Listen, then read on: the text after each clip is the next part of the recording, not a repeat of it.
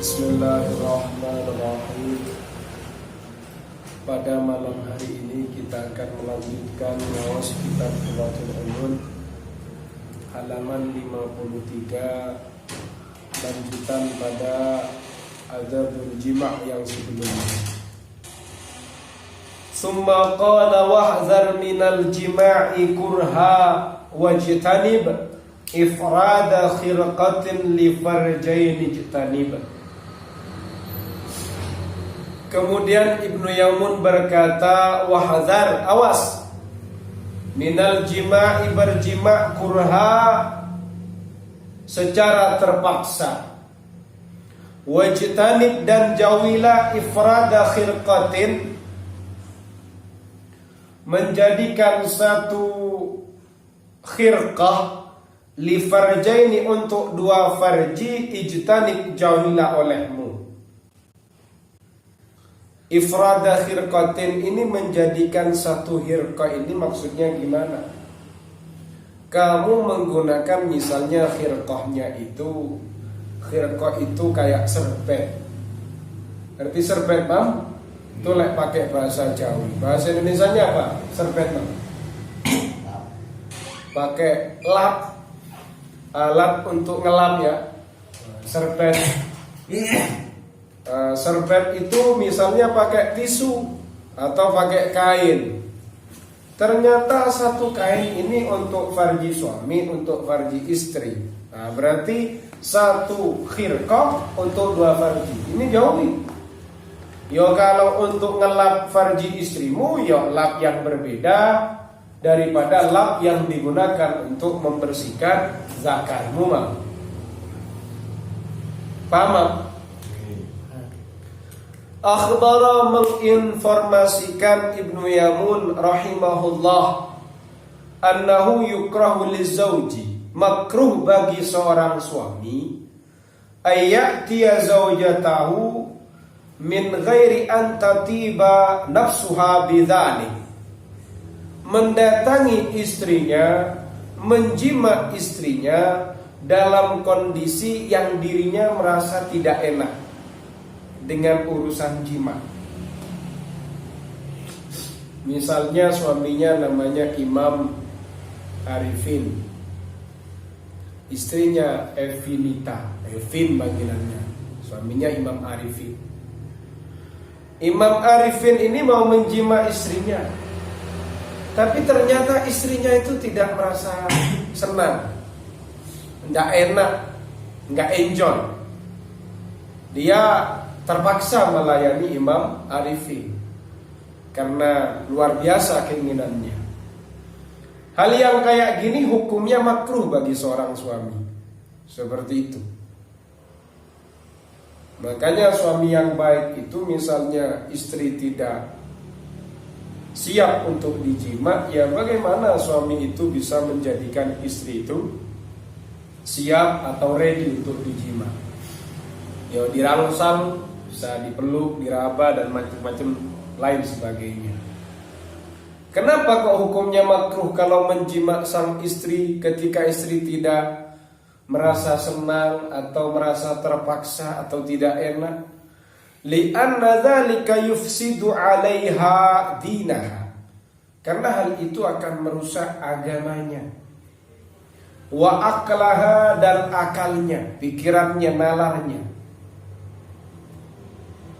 Warubbama tasyawwaqat li ghairihi, barangkali malah nanti efek yang lebih jauh, dia malah bergairah kepada selain suaminya.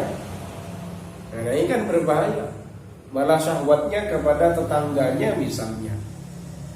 Seperti itu. Jadi dalam paragraf ini, makruh bagi seorang suami menjima istri ketika istri itu merasa tidak enak atau tertekan, tidak enjoy untuk dijima, karena hal itu akan merusak akal pikirannya, agamanya, dan bisa jadi malah dia itu bergairah kepada selain suami tadi. Nah, ini kan berbahaya. Paham ya? Wa kadzalika ityanuha ala ghaflatin yujibu dzalika.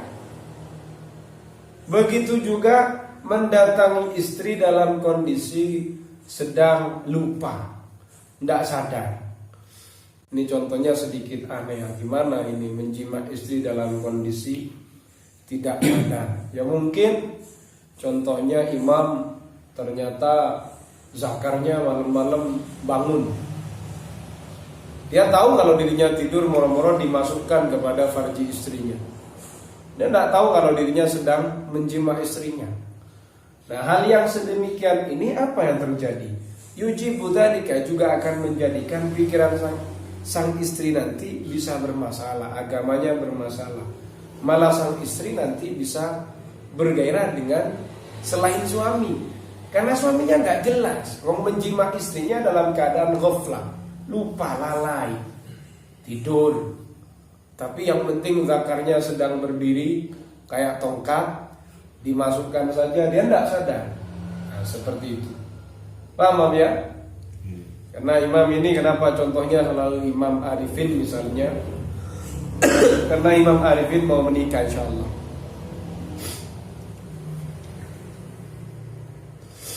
Wala yahillu li muslimin, tidak halal bagi seorang suami yang Islam ayyufsida ala zaujatihi dinaha, merusak agama istrinya, wali ayyatasabbaba fi ma'siyatiha, dan menjadi penyebab atas kemaksiatan sang istri, wa tashawwuqiha li ghairi, dan justru menjadikan merindukan pada selain suami yang diakibatkan oleh suaminya sendiri. Ini hukumnya tidak halal.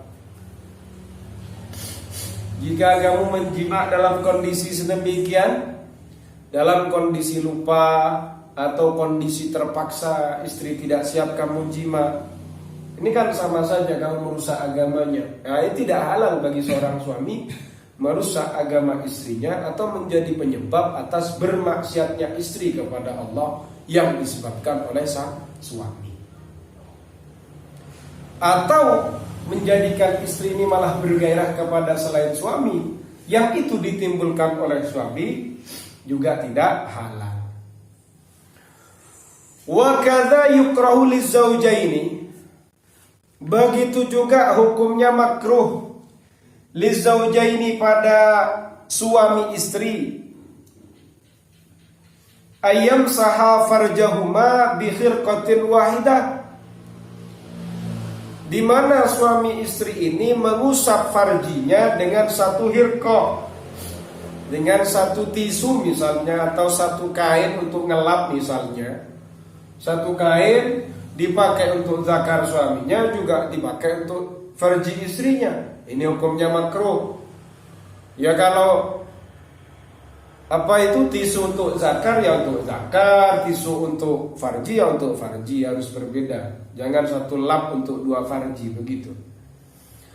Li'anna dzalika yu'addi ilal baghdha, karena itu mengakibatkan pada kebencian. Jadi mengusap farji dengan satu khirqah, ya tak? Mengusap farji suami dan farji istri dengan satu khirqah itu menyebabkan pada kebencian. Wal matlubu ay yu'idda kullu wahidin minhuma khirqatan, yang dituntut justru anjurannya adalah setiap satu dari suami dan istri tadi menyiapkan agar masing-masing suami dan istri menyiapkan satu khirqah untuk mengusap farjinya. Farji suami menyiapkan ini untuk mengusap zakar, yang ini satu khirqah untuk mengusap farji, karena nanti mungkin ada lendirnya atau ada spermanya, macam-macam lain sebagainya. Kama fir Raudhil Yani, sebagaimana dalam kitab Ar-Raudhul Yani. Dari sini pada satu paragraf besar ini kalau kita simpulkan, ada beberapa hukum kemakruhan. Yang pertama, makruh jika suami menjima istri dalam keadaan istri terpaksa, karena nanti menyebabkan pada rusaknya agama, akal, dan justru malah bergairah kepada selain dirinya. Berarti bergairah kepada suami yang lain atau orang lain. Atau dia mendatangi sang istri dalam keadaan lupa, tidak sadar. Kemudian hukum bagi seorang muslim atau seorang suami yang menyebabkan istrinya bermaksiat kepada Allah, atau dia merusak agama sang istri, atau menjadikan istri malah bergairah kepada orang lain, ini hukumnya tidak halal. Dan yang terakhir, makruh bagi seorang suami dan seorang istri jika dia menggunakan satu khirqah, satu alat untuk ngelap mani, ngelap lendir, satu lap, satu tisu untuk doa farji misalnya, itu hukumnya makruh. Justru bisa menimbulkan pada kebencian. Yang dianjurkan ya untuk ngelap farji ya khusus, untuk ngelap zakar ya khusus. Seperti itu. Paham ya? Paham. Summa qala rahimahullahu wajtanib wad'un bi syahwatin haramun wa kadza ityanuha ba'da ihtilamin fakhudha. Kita akan melanjutkan nanti bagaimana terkait dengan hukumnya suami yang mendatangi istrinya, ya toh, menjimat istrinya, tapi ternyata dia itu menjadikan dalam bayangannya, dalam nalarnya itu malah memikirkan wanita lain. Ini hukumnya haram. Jadi ada seorang suami menjima istrinya, tapi ternyata di antara pandangannya dia, dalam pikirannya dia, malah dia itu memikirkan cewek yang lain. Misalnya Imam Arifin menjima istrinya, yang ada dalam bayangannya salah satu selebritis yang terkenal atau selebritis India, siapalah, seperti itu hukumnya haram. Seperti apa kelanjutannya? Insyaallah pada pertemuan berikutnya. Wallahu a'lam bishawab.